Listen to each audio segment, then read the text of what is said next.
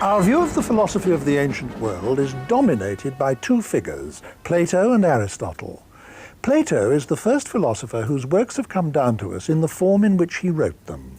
Aristotle was one of his pupils. In fact, there's an extraordinary line of personal succession there, for just as Aristotle had been a pupil of Plato, so Plato had been a pupil of Socrates. In this program, we're going to look at Aristotle's work, whose greatness and influence rival those of any other philosophers.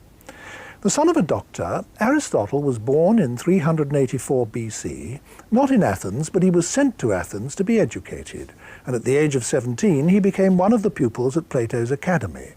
He stayed there for 20 years until the death of Plato in 347 BC.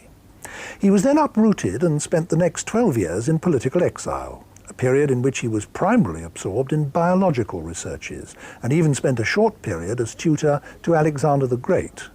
He then returned to Athens, and for another 12 years taught at a school which he founded himself, called the Lyceum. Then he went into exile again, but died only a year later, in 322 BC, at the age of 62. Only about 1/5 of Aristotle's work has survived, but even that fills 12 volumes, and touches on the whole range of what was available knowledge in his time. Unfortunately, all those works which he prepared for publication and which were praised throughout antiquity for their great beauty of style have been lost. All we have is what he wrote up from lecture notes, so it has none of the literary art of what we have of Plato's writings. But even so, there can be no doubt in the quality or the influence of the thought. Here to discuss it with me is someone who established a reputation very young in Aristotle scholarship, Professor Martha Nussbaum of Brown University in the United States. Professor Nussbaum, can you start by telling us something about the ground covered by Aristotle's output? Yes, we have here a philosophical achievement of tremendous range and complexity. We have fundamental work in all the sciences of his day, including especially the science of biology, where his contribution was unmatched for 1,000 years. Then work in general foundations of scientific explanation, general philosophy of nature. Work in metaphysics, including questions of substance, identity, continuity. Work on life and the mental faculties. And finally, we have terrific work in ethics and political theory, and work in rhetoric and the theory of literature. It's an extraordinary fact, isn't it, that over this incomparable range he was regarded as the authority for hundreds upon hundreds of years during the Middle Ages. Yes, and I think this actually gives us a great difficulty in approaching Aristotle's thought. We're so used to thinking of him, as you say, as an authority, as the philosopher, Dante's the master of those who know, sitting on his throne. And I think actually this prevents us from seeing that Aristotle is really one of the most flexible and open-ended of philosophers, one who views philosophy as an ongoing search to attend to all the complexities of human experience, and who never rests content but is searching for ever more adequate ways to bring that complexity into his thought. Now, across the enormous range of his output, is there any one unifying factor or mode of approach that one can point to? Well, Aristotle tells us that in every area, the philosopher's got to begin by setting down what he calls the appearances, then working through the puzzles that these present us with, and then coming back to them, saving, as he puts it, the greatest number and the most basic. To show you what this is, let me give you an example. Suppose you're a philosopher working on the problem of time. Now, what you'll do, according to Aristotle, is begin by setting down not only our perceptual experience concerning temporal succession and duration, but also our ordinary beliefs and what we say concerning time. You'll set all this down, then you'll see whether it presents you with any contradictions. And if you find contradictions there, then you'll go to work sifting and sorting out, and you'll try to see which of our beliefs are actually more basic than others, and you'll preserve those and then get rid of the ones that actually conflict with those, so that you come back in the end to ordinary discourse with increased structure and understanding. But time, or anything else, isn't the same thing as our belief about time, or anything else. Does he make a clear distinction between the world and our discourse about the world? Well, here, his notion of appearances covers both our perceptual experience of the world and our ordinary sayings and beliefs. Now, it's a broad conception, and one that admits of lots of further subdivisions. And certainly he's perfectly prepared to say that sometimes we will rely more on the experience of our senses and sometimes more on ordinary beliefs and sayings. But I think he's right to think that there's a general unifying notion here, because after all, our perception is interpretive and selective, and it's a part and parcel of our conceptual schemes and the ways that as human beings we make sense of the world. Isn't there a danger, though, that this approach might be flat-footed or pedestrian? Because, I mean, if he always starts from our experience, our perceptions, and takes off from that and always, so to speak, returns to it at the end, doesn't that mean that the whole of his philosophy is confined to the surface of the world of experience, when what we feel we actually want is more like what Plato gives us, something that gets behind the surfaces or below the surfaces to a deeper, more underlying level, compared with which the surface is indeed superficial? Yes, I think you're right to bring in Plato here, and it's certainly true that for Plato and lots of the tradition that preceded Plato, the dominant image of philosophy is one of going behind or getting out there, walking to the rim of the universe and staring beyond at some transcendent reality that's above and beyond our experience. But actually, I think Aristotle would have two things to say about that. First of all, he would say that our experience is an object of tremendous wonder, richness, beauty in its own right. And then second, he will say that actually we never can coherently go beyond our experience, that the only project that we can really undertake is the mapping, the investigating of the area of our experience. Now let me give you an example of how he argues this point.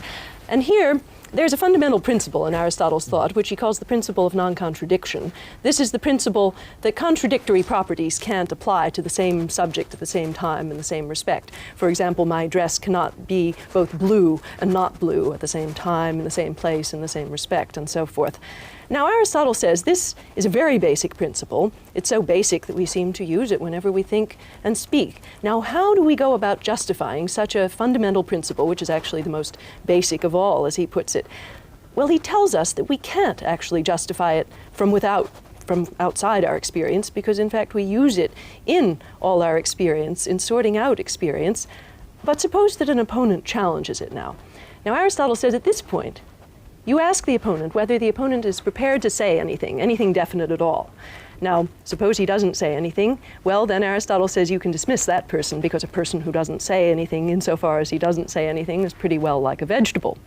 Well now, suppose, on the other hand, the opponent does say something, and it's something definite. Then, says Aristotle, you can actually show that person that in saying anything definite at all, he or she is in fact making use of that very principle that the person is challenging, because in asserting something definite, you've got to be at the same time ruling something out, at the very least the contradictory of what you've been asserting in the first place. It's easy to see how fundamental logical principles like this can be, and indeed are, inherent in all our discourse, but not how they could provide a foundation for the kind of knowledge it is that Aristotle is seeking. Well, I think Aristotle here is eager to say that we cannot provide for any principle a foundation that does stand altogether outside our discourse and our conceptual schemes. And he gives a further reason for this when he gives his general account of discourse. His general account says that we can designate in speech a thing only when it has actually impinged on the experience of one of us, somebody in our linguistic community. For example, he says we can signal thunder in discourse only when somebody hears a noise in the clouds, and at that point we're able to use the name thunder to refer to that noise, and then at that point we can start asking, what is that thing there? What explains it? And we can go on to inquire more about what it is. But now suppose we tried to stand altogether outside of experience and find some entity or entities that actually had never entered the experience of any human being at all. Let's take, for example, Plato's forms. Now, Aristotle says, look here, Plato tries to hang philosophy on forms like the form of the white, which actually is imagined to be not the color of any real body at all, but just a white itself out there. Now that, he says, is actually meaningless nonsense talk. He says Plato's forms, in that sense, are like meaningless syllables you say to yourself when you're singing to yourself, because we can't actually talk about things that haven't entered our experience at all. But if inquiry is confined solely to the world of experience, why doesn't all of it come under the rubric of what we now call science? I mean, what is specifically philosophical about it? Well, of course, science and philosophy are not very sharply distinguished by Aristotle, but I think what he would say is that there is a general search for a structure of explanation that's common to all the scientific areas. And in his work, The Posterior Analytics, he provides an account of how the philosopher will search for what he calls episteme, or scientific understanding, in every area whatever. And in every area, the philosopher is supposed to find certain principles that are prior, that are known first and more basic than the others, from which, as conclusions of a deductive argument, the conclusions of that science will follow. Now here, he says we have a faculty by which we're equipped to have insight into the fundamental first principles. And I want to pause here for a minute, because I think this is also something that's been badly misunderstood about Aristotle. This is a faculty which is called intellect, or nous, a rather famous term in his thought. Nous being the Greek word. Nous being the Greek word for intellect or mind.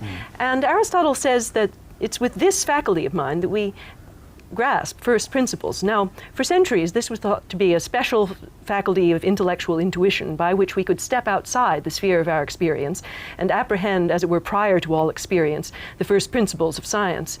Now, I think you can see already why I want to say Aristotle would be opposed to that kind of foundation for science. But in fact, recent people who've been working on the text of the Posterior Analytics have argued quite successfully that that's also a bad reading of the text, that in reality what nous is a kind of insight we get into the explanatory role, the fundamental status of a principle, by our experience in using it to give scientific explanations.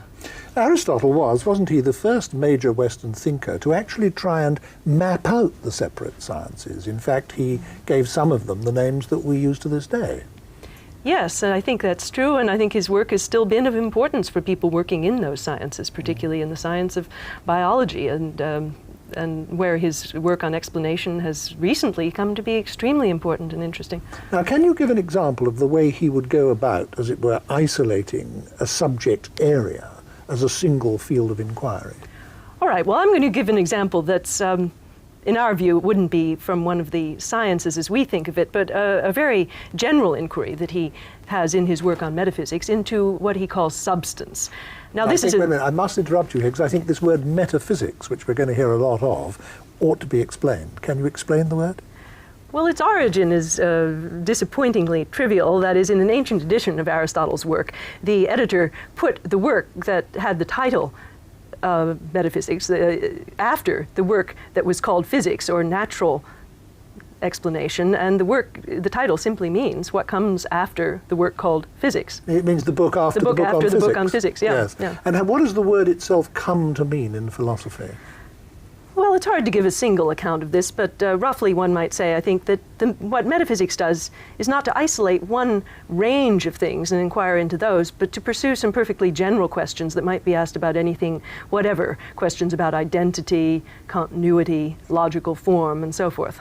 The fundamental constituents of the world that we experience. Yeah. Space, time, matter, etc. The questions that pertain to any object, Absolutely whatever anything that at all. exists. Yes, Yeah. yes. Now, central in this whole project is the question which Aristotle calls the question about substance. Now, I want to start by trying to ask what this question means, because I think we don't very naturally have an intuitive sense about what a question about substance could possibly be. Now, if we read what Aristotle writes and try to reconstruct what his questions are, I think we find that there are really two questions which he holds together quite closely. The first is a question about change, and the second is a question about identity. Now, the question about change is this. Of course, in our experience, we come in contact all the time with things that are changing, that are the leaf buds, turns green, turns yellow, then withers. A child is born, grows mature, withers, dies. Now, the question is, if we're to talk about these changing things, there still must be some it that remains the same while the attributes of the thing are changing, or it'll be very difficult for us to talk about it. So the question that Aristotle asks here is, what are the more continuous, more persisting things on which we can anchor our discourse about change, things which themselves persist while properties or attributes are changing? Now, the second question, which he calls the what is it question, I call the question about identity, goes like this. Supposing I point at some object in my experience, say Bryan Magee, and I say, all right, what is this really? Now, what I'm asking here is, which of the many properties that you have, which impress themselves on my senses, are the more fundamental ones, the ones that you couldn't cease to have without ceasing to be yourself. You know, now clearly you could change your jacket, put on a different color of clothing, and you would still be Bryan Magee. On the other hand, it's not so clear that you could cease to be human or cease to be made of flesh and blood without ceasing to be yourself, without, in fact, being dead. So Aristotle's question about identity is the search for which are the parts or elements in the thing which do play that very fundamental role.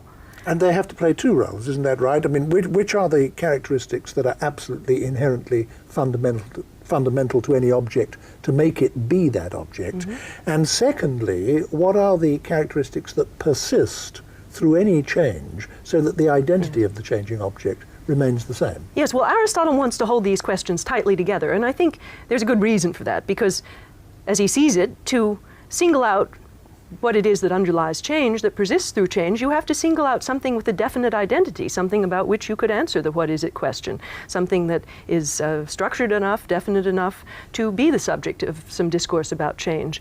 On the other hand, if we're going to talk about the what is it question, we better have as our answer something that itself is persistent enough. It's not always going out of existence while we're actually talking about what it is. Now, early philosophers before Aristotle had not always held these questions so closely together, or they had focused on one and given strange answers as a result to the other.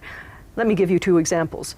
Some early natural philosophers were led, seeing that it looked to them like matter was the most persistent stuff. I mean, they could see that trees, children, animals were born out of material stuff, and then when they died, what was left around was, again, material stuff. They concluded that matter was the basic underlying principle of change, and then they seemed to conclude from that that matter was also what things really are in some fundamental way. So they took an answer to the first question, and without much further reflection, they plugged it into the second one.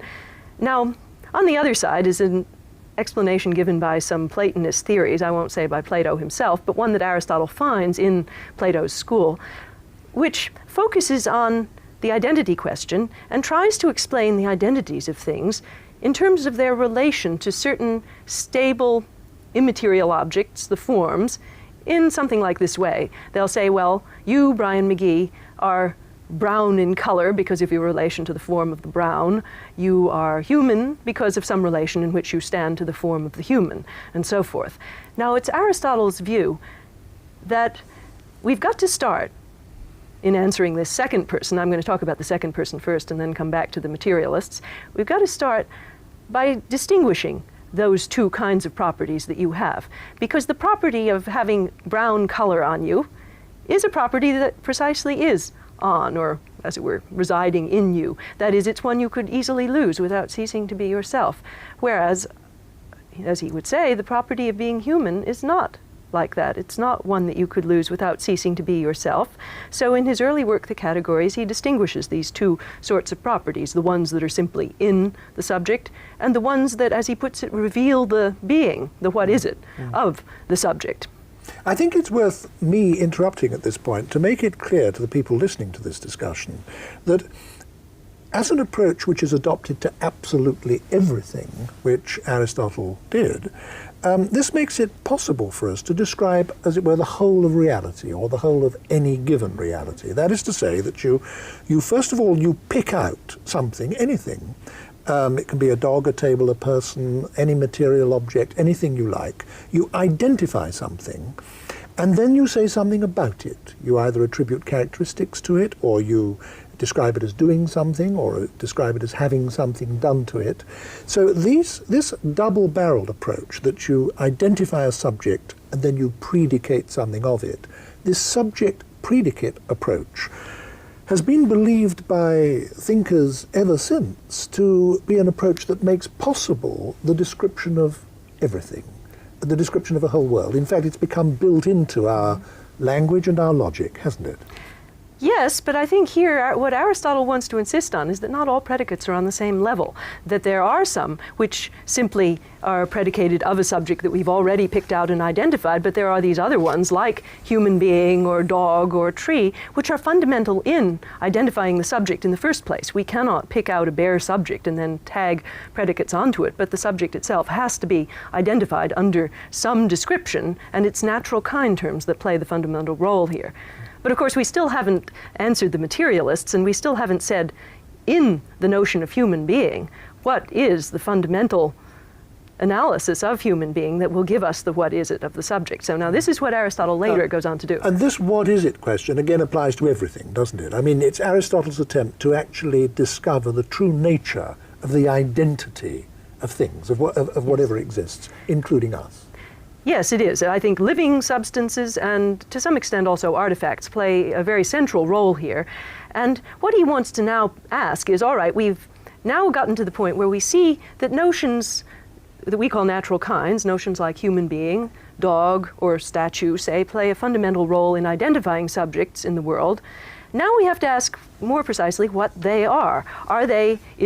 What it is it to be a human being? Is it to be a certain sort of material, or is it to be a certain structure? And in the Metaphysics, he argues that what a substance is fundamentally not some material stuffs or constituents, but it fundamentally is a certain sort of order or structure, which he calls a form. Now, by that, he doesn't mean simply shape or configuration, but he means, in the case of, say, Bryan Magee, the way you're organized to function. Your form is an organized set of functional capabilities that you've got to have so long as you're in existence. Now, he gives us 3 reasons for thinking that your materials couldn't be what it is to be you. Now, first of all, in the case of you and other living things, matter is always going in and out. It's always changing. And of course, you do change your material constituents very, very often without ceasing to be yourself. But second, even if that's not the case, say with an artifact, our conception of an artifact is that so long as its functional structure remains the same, we could always replace bits of the matter without having a different thing on our hands. We could take a ship and replace some of its planks. So long as it remained that functional structure, serving the function of a ship, we would still have the same entity on our hands. Finally, he argues that matter is just not definite enough to be what a thing really is. Matter is just a lump or heap of stuff. And so we couldn't say you are some stuff or other, but it's only when we've identified the structure that the stuff constitutes that we can even go on to say something intelligent about the stuff itself. Let me just go over those again, because I think they're arguments of a very fundamental kind. He says, first of all, Socrates, I think the actual example he takes is Socrates, isn't it? Socrates cannot consist of the matter that goes to make up his body, because this matter is constantly changing, and in fact changes completely several times in the course of Socrates' life, but he's still the same Socrates throughout that life. So he can't just be the matter of which he consists. But secondly, this applies to species as a whole. A dog can't just be a dog in virtue of the matter of which it consists, because different dogs are different. I mean, some are brown, some are black, some are white. They're different colors, different shapes, different sizes, different weights, but they're all dogs. So they can't be dogs in virtue of the matter of which they consist.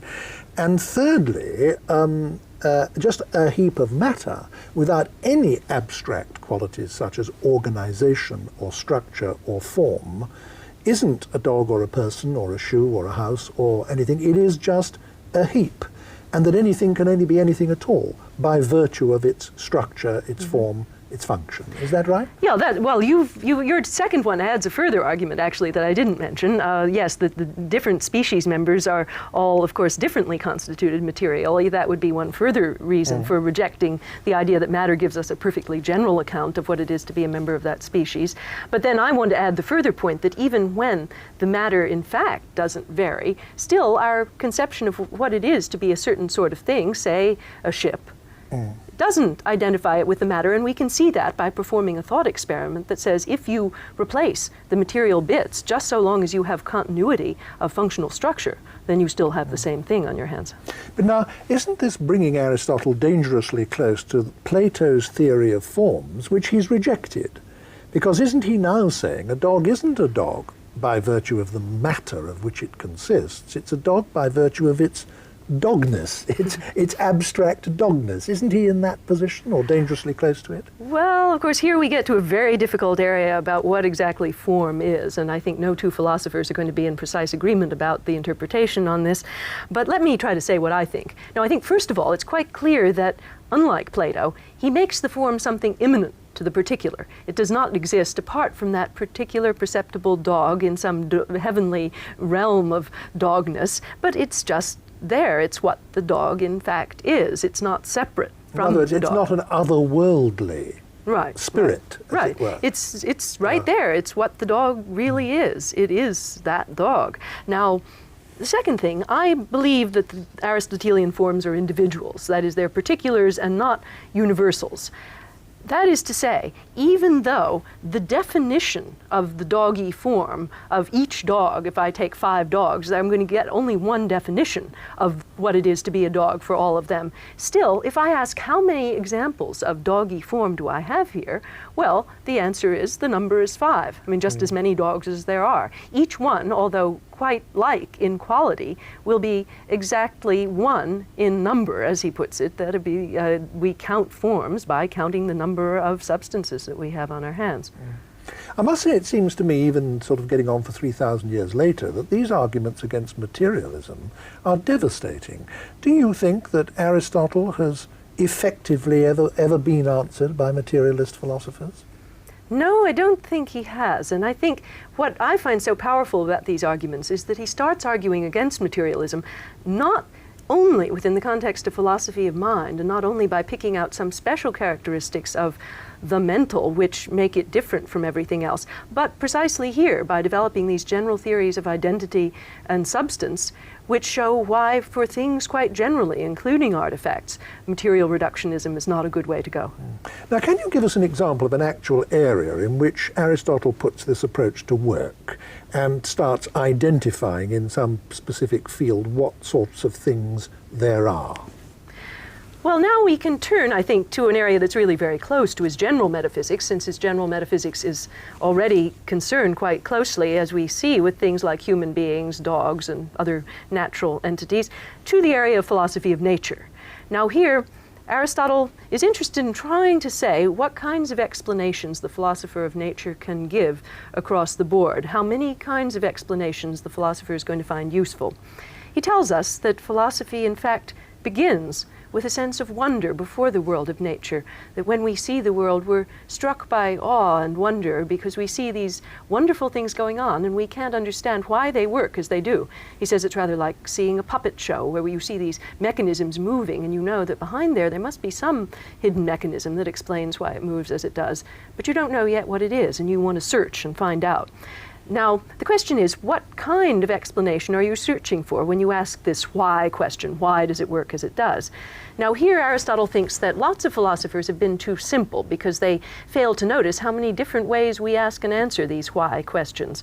And he wants to say that there's not just one kind of explanation that's useful here, but in fact, an open-ended list, but at any rate, at least 4 types seem to him to be quite important.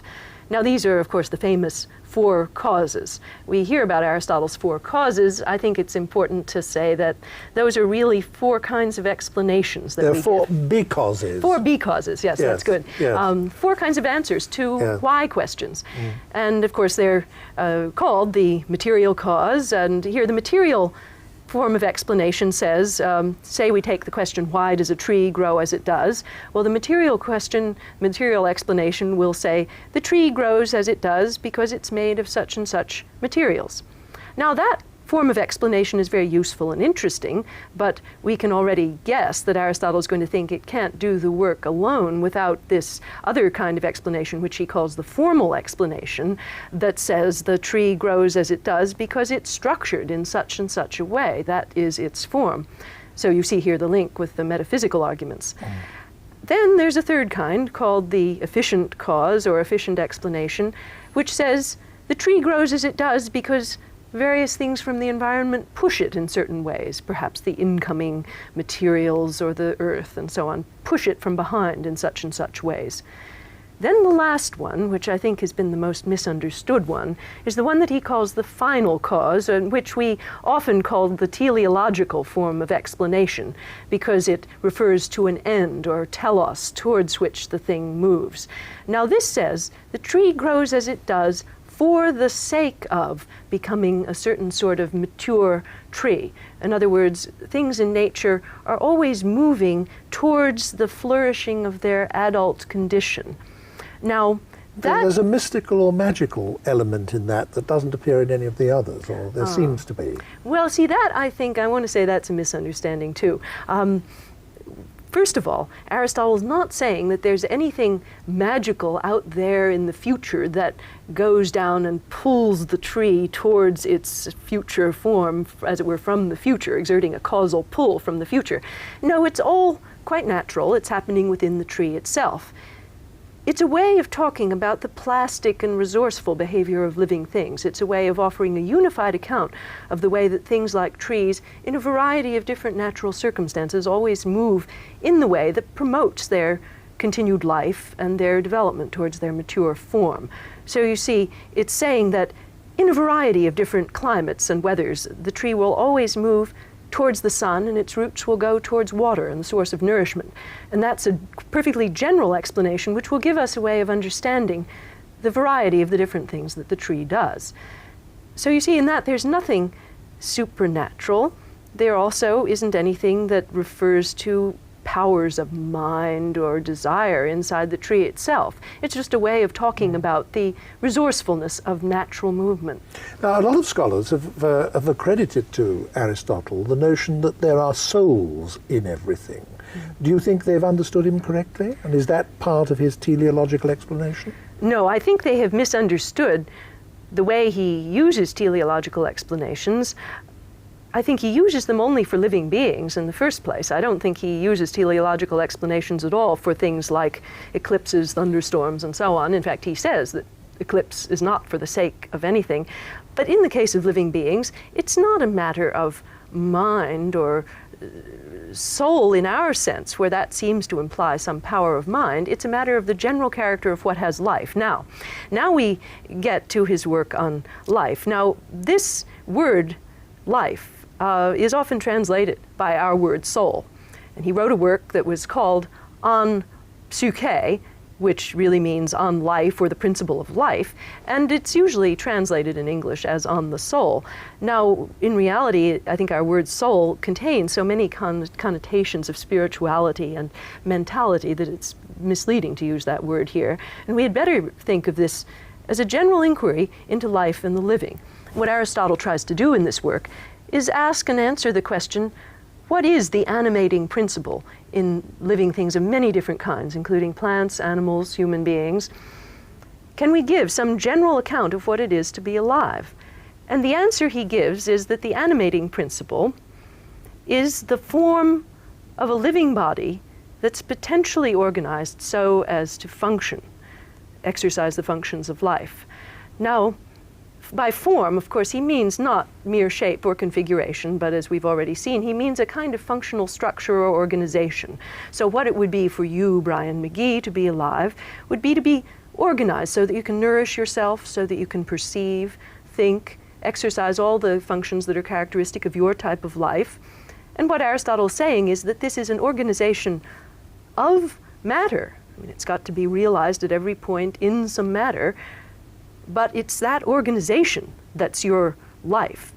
It's not the matter that makes it up. So that when you lose those functional structures that you would be dead. And he applied the same principle to non-living things, didn't he? I remember there's one point in his writings where he says that if an axe had a soul, then that soul would be cutting.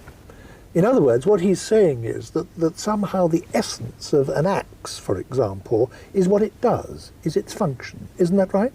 Yeah, no, he uses that, of course, counterfactually. He says, if it had. Yes. And the way he uses it is to illustrate this point that by form, he doesn't just mean the axe-like shape, and he doesn't mean the fact that it's made of such and such metal, but he means the power to exercise certain functions. So this is a way of giving us some insight into the more mysterious case of the living creature, that what it would be for that creature to have a certain animating principle is, of course, not for you, Bryan Magee, to have exactly a certain shape, because of course you could change your shape without being dead. I've done it frequently. Yeah. And but what it is, of course, is to have that power to function in various ways, and it's losing that you would be dead. Yeah.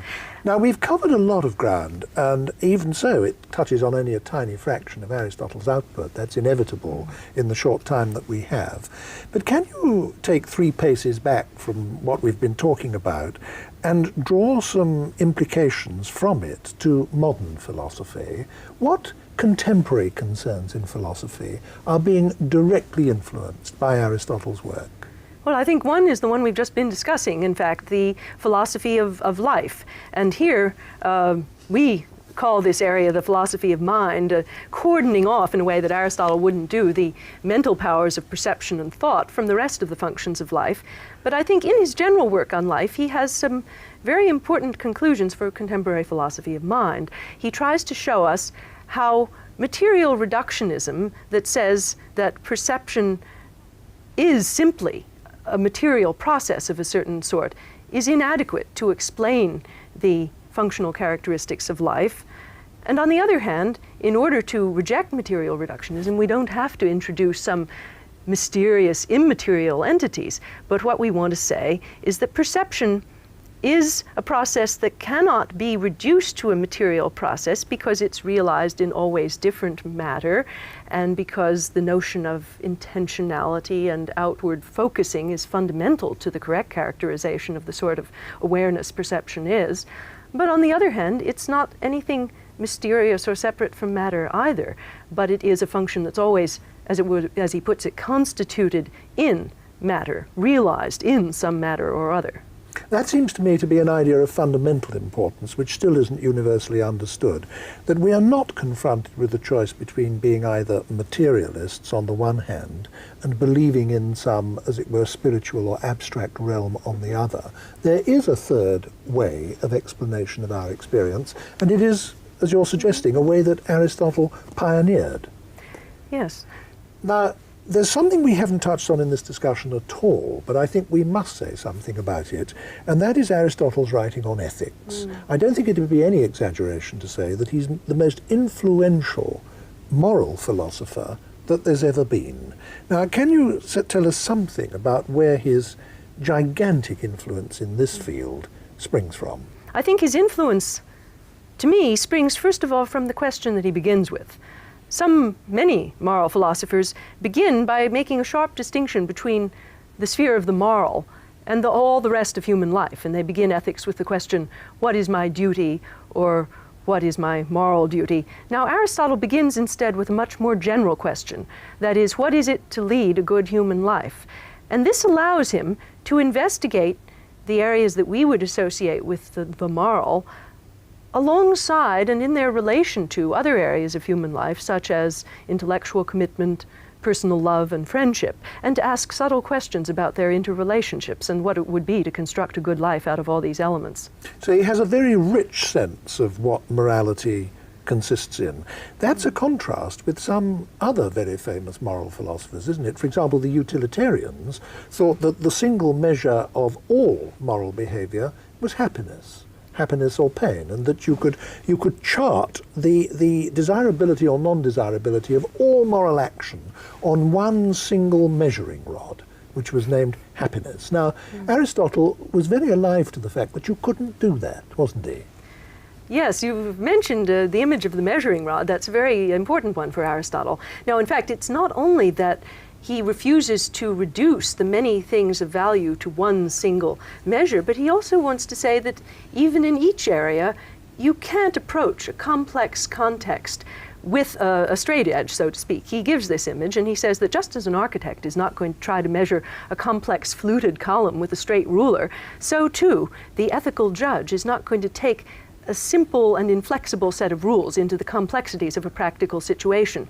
Instead, just as the architect measures with a flexible strip of metal, which, as he puts it, bends to the shape of the stone and is not fixed, even so, you or I, coming into a complex ethical situation, have to have our faculties, as it were, open and responsive, ready to shape ourselves to the complex, perhaps non-repeatable demands of this particular situation. And as he says, the discrimination rests with perception, which is going to be prior to any rules at all.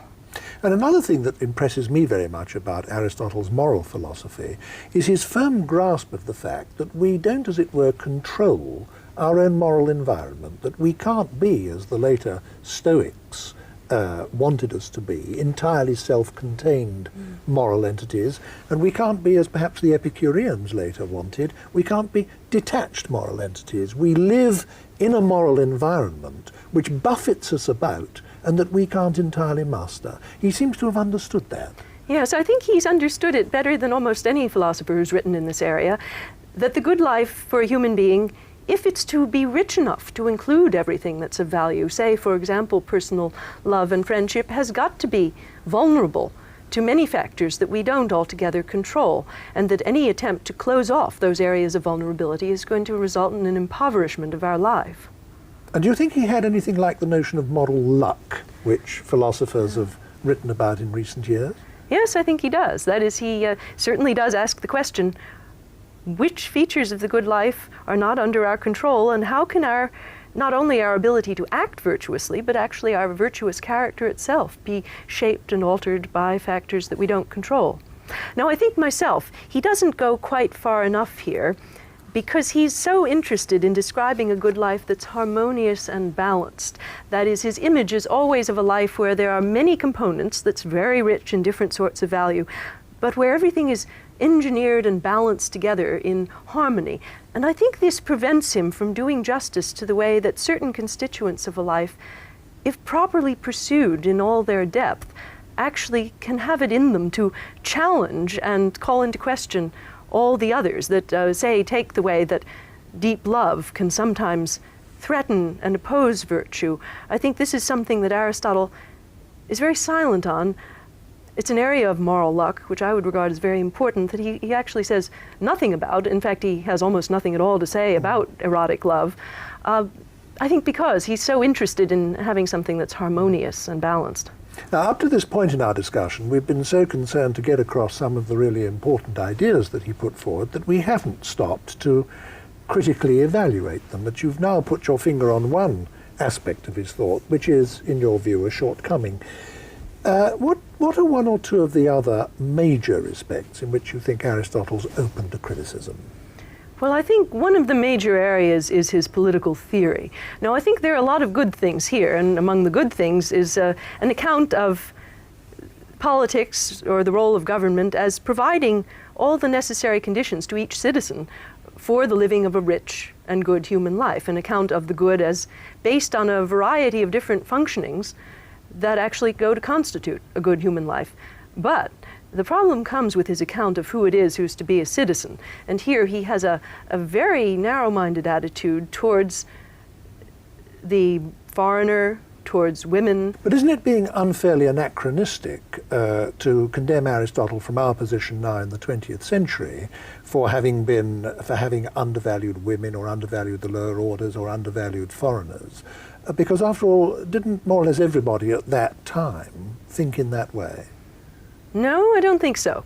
Certainly on the issue of slavery, he's opposed to some more radical positions that would say that all slavery is unjust. He knows those positions, he argues against them. And in the case of women, well, I mean, first of all, just in his biology of women, he rejects theories that are vastly more informed and more correct than his about the contribution of women to reproduction. You know, he thinks that a woman doesn't actually contribute any formal characteristics to the offspring. Well, even Democritus she's just knew a sort of conduit for right. the offspring. And in politics, of course, Plato was able to take a position of detachment towards women that did come to the conclusion that we better educate each individual person in the state according to that person's personal capabilities. And that meant to Plato that women ought to be given the chance to be assessed as individuals and to be educated accordingly. Thank you very much, Martha Nussbaum.